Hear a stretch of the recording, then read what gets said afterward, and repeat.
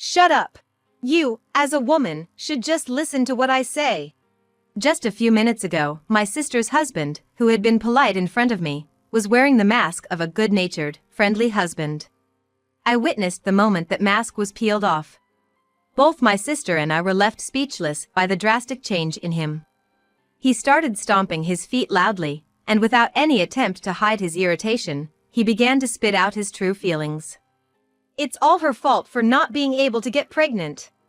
I'm keeping this useless woman who can't have a child in my house without divorcing her. These words were thrown at my sister. Pointing at my sister, he added more abusive language as if to rub salt in the wound. Despite being verbally abused, my sister didn't respond to her husband's harsh words. She was trembling, gripping her hands tightly, and enduring his anger silently. My sister had been desperately trying to conceive a child every day for the sake of her husband and his family. My sister, who had been constantly tormented by her husband and parents, was ragged, with messy hair, terrible dark circles under her eyes, and bitten-down nails. It was painfully obvious that she had fallen into a mental health crisis, barely managing to maintain the bare necessities of life. As for her husband, his words became increasingly harsh and brutal as he continued to hurl insults at her, calling her useless. This woman's role is to have a child. I'm generous enough to provide for a failed wife who can't even do that. Instead of showing any concern for my sister, her husband continued to insult, belittle, and scorn her. And his parents didn't even attempt to reprimand him. My dear sister was enduring this terrible environment alone, unable to ask for help. It was unbearable to see my sister in such a pitiful state. My name is Mia Parker. I'm married now and live with my husband, but until a few years ago, I lived with my sister Emma. Our parents died in a car accident when I was about to graduate high school. At that time, Emma was in the 6th grade. While our relatives sympathized with us, none of them offered any practical assistance. So I gave up going to college and got a job at a local company to support our living. From then on, Emma and I supported each other and lived desperately. I might be a doting sister too much, but Emma was my pride and joy. She was beautiful with an attractive face and a great figure that attracted people's attention.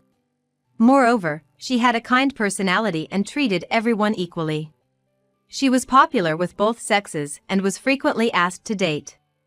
Despite this, she was humble, never neglected her efforts, and her grades were much better than mine. That's why I wanted to send Emma to college, even if I had to give up my own education. Eventually, Emma, with her hard work, won a scholarship and went to a college where she could get a nursing qualification. When she graduated and got a job at the affiliated hospital of the university she graduated from, we celebrated together modestly. At that time, Emma wrote a letter to me. All that I am today is thanks to you, Mia. I really appreciate it. From today, I'll work hard like you, too. I cried when I read Emma's letter. I was happy that our efforts were rewarded, but more than anything, I was happy to receive words of gratitude from Emma. After that, we were both lucky to find partners, and we both got married. We're gonna lead separate lives from now on, but let's both be happy with our husbands, okay? Yeah, we'll definitely be happy. Emma and I shared the smiles with those words on the eve of the day when we would finally be apart. The last time I saw my dear sister's smile was that day. After getting married, Emma moved to a distant town to live with her in-laws. I'm worried about you, moving to a place where you don't know anyone and only have your husband to rely on. It's gonna be fine. I'll be sure to keep in touch, so don't worry, Mia. You promise. Let me know if anything happens, actually, even if nothing happens, okay? Yeah. You too, Mia. Since meeting directly was quite difficult due to the distance, our communication after her marriage turned into text messages. I was busy with work and seldom had the chance to talk on the call. While I missed her voice, I held back from calling, figuring she had her own life there. Looking back, that was a mistake. I started to notice something off in Emma's text messages about a year after she started living with her in-laws. Her brightness was fading. Whenever I asked if something was troubling her, she'd brush it off, saying, "I'm totally fine." Eventually, she stopped replying to my messages altogether. The messages are marked as read but not replied to. This was decidedly strange, and when I tried calling her directly, she never picked up. So, I called Emma's in-laws' house directly. What? Emma? She's doing great. Really? She used to reply when I sent her a text, but now she only reads them and doesn't respond. Oh, she doesn't? I see. And she's not answering my phone call, no matter how many times I call. Could she be sick and unable to answer it? Okay, well, she's fine, really fine. I'll tell her to call you back next time, okay? Goodbye. The call abruptly ended. She hung up on me. Something was off. This was definitely not right. Emma's mother-in-law was acting strange, and if Emma was really okay, she could have connected the call to her. I discussed this with my husband. He suggested, you should go check on her soon. So, I requested leave from my office, and the next day, I headed to Emma's in-laws' house. Emma's in-laws lived about a 4-hour drive from my house. Relying on the address from our previous texts, I went without contacting them in advance, and knocked the door. Hello, who is it? The voice that came through the window in the back was my familiar sister's. Emma. It's me, Mia. Oh, Mia. You came. Wait for me. Then I could hear footsteps coming towards me. Those footsteps were oddly heavy. She didn't need to rush like that. Despite being overwhelmed by the noise, I thought it was good that she seemed energetic.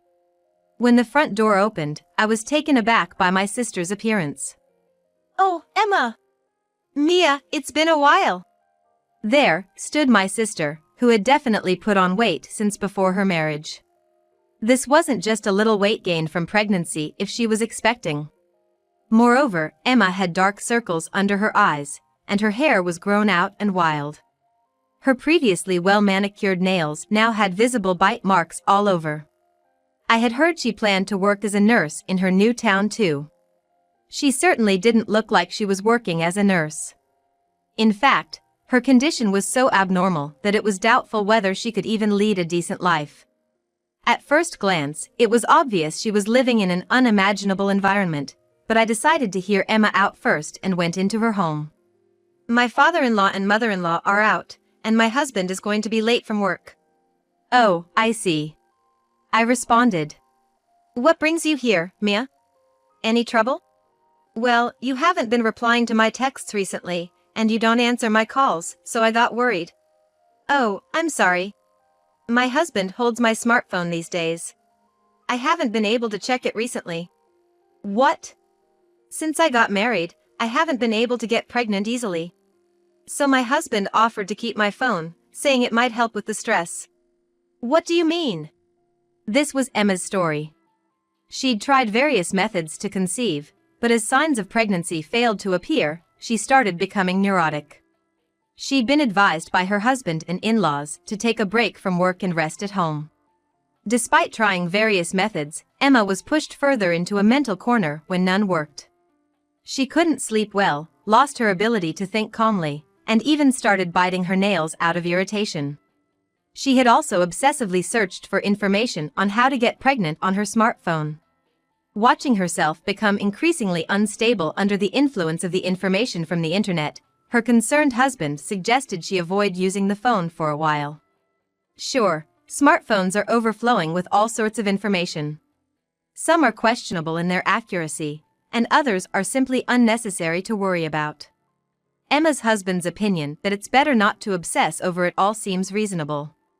But, I notice my messages to Emma are marked as read. This means Emma's husband is aware of my messages and has deliberately chosen not to inform her. No matter how much he's concerned about Emma's health, completely shutting her off from my messages seems like a bit too much. But I was more concerned about something else. Why on earth are you continuously eating? Ever since she led me into the living room, Emma had been eating non-stop as she explained her situation. She kept stuffing food into her mouth, immediately grabbing the next piece of food as soon as her hands were free. Although I could see why she gained weight, I had no idea why she was eating this much. Oh, I follow my mother-in-law's advice. What she suggested? she told me that I can't get pregnant because I'm too skinny. So I need to eat more and gain weight to get pregnant. No way! Shocked by her reasoning, I couldn't help but yell. It was unbelievable. What kind of nonsense was being fed to my sis by her husband and in-laws? She couldn't possibly continue to live in a place like this.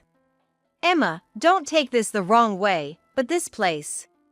I was about to say it was strange when I heard Emma's in-laws returning home. They came into the living room, asking, "Why are you making such a fuss?" Upon seeing my face, their expressions turned ashen. Clearly, they had a robusted look on their faces. What on earth is going on? You told me my sis was doing fine, didn't you? Well, she's not in poor health. Look, she's eating so heartily. She's the picture of health, isn't she? Is she? Isn't she just overweight? Her hair is a mess, she has terrible bags under her eyes, and look at her nails, they're all brittle. Well, that's because Emma is troubled by struggling to conceive a child. Isn't it wrong to force her into this state just to get her pregnant? My sudden fury left Emma's in-laws in a daze. Anyway, I'm taking my sister home with me. I can't leave her in this house for one more day. She's only going to get worse. Wait, Mia. Emma? I want a baby. I really want to have a baby with my husband. But even so, it's too much. It's my fault for not being able to get pregnant. So I want to live here, following what my in-laws say until I can get pregnant. If you continue living like this, Emma, you're going to fall sick. That's my fault too, for not being able to get pregnant. Can a woman who can't get pregnant live a normal, healthy life? Something was off about Emma's gaze. How much nonsense had she been fed all this time? I couldn't ignore the state my sister was in, which was close to brainwashing. I tried to persuade Emma somehow. But Emma kept refusing. No matter what I said, she wouldn't listen to me, and said, it's my fault for not being able to get pregnant. The back and forth continued, and just as I was becoming exasperated, Emma's husband came home. Upon seeing my face, Emma's husband showed a momentary panic, just like his parents. You've been keeping Emma's phone, I hear? Why aren't you letting her know about my messages? Sorry to have worried you. I can't leave my sis in this house. I'm taking her home right now. Well, that's a problem. Even if you're her sister, we can't have you meddling in our marriage. How could I trust someone who let my sister get like this? Despite his perfunctory apology, Emma's husband stubbornly refused to let her go, and my tone grew increasingly heated. On the other hand, Emma's husband, initially nervous against my unwavering insistence to take Emma home, seemed to grow more irritated. Shut up.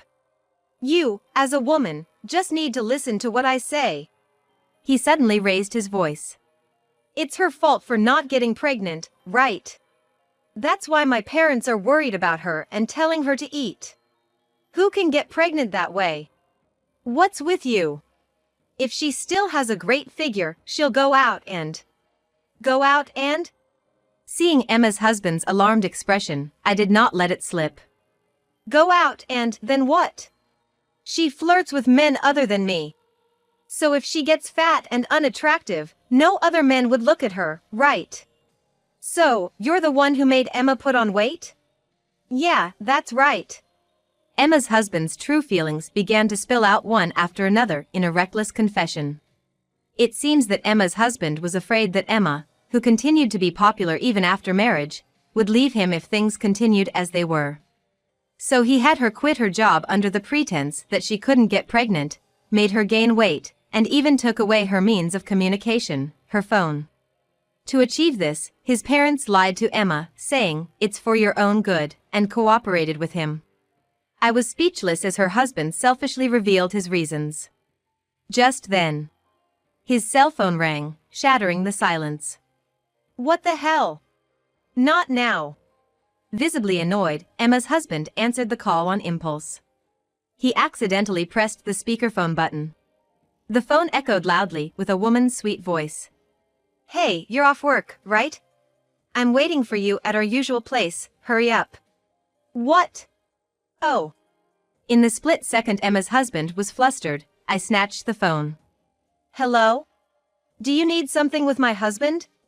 Upon hearing my words, imitating Emma, the woman's tone changed. Huh? Oh, you're his wife?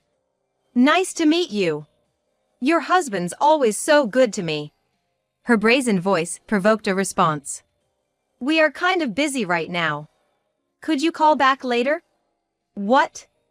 You're his barren wife acting so high and mighty. I didn't say anything, and she continued.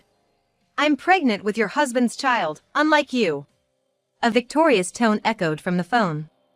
Upon hearing this, Emma, who had initially been dumbfounded, had a sudden realization. Emma, let me explain, her husband said.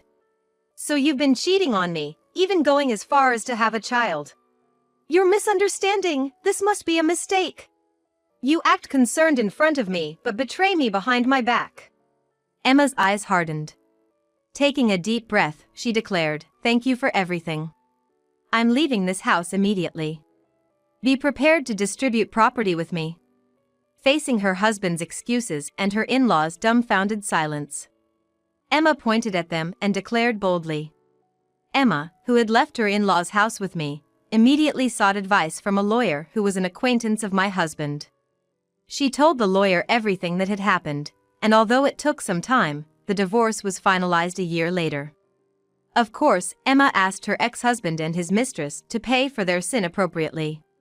Here's a little postscript. The ex-husband, who wanted a child, tried to remarry his pregnant mistress. However, there was a miscalculation. The child the mistress gave birth to wasn't his. Apparently, the mistress was cheating with another man, and the real father was that other man. Emma's ex-husband was desperate to claim that the child was indeed his, but ironically, it turned out he was infertile.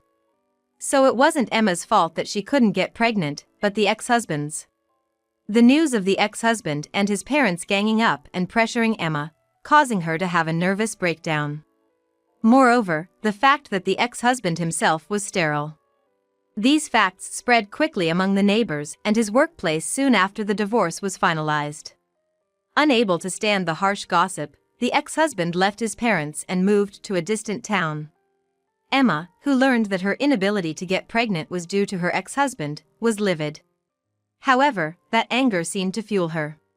She started dieting with an energy as if her previous state was a lie and gradually regained her old figure.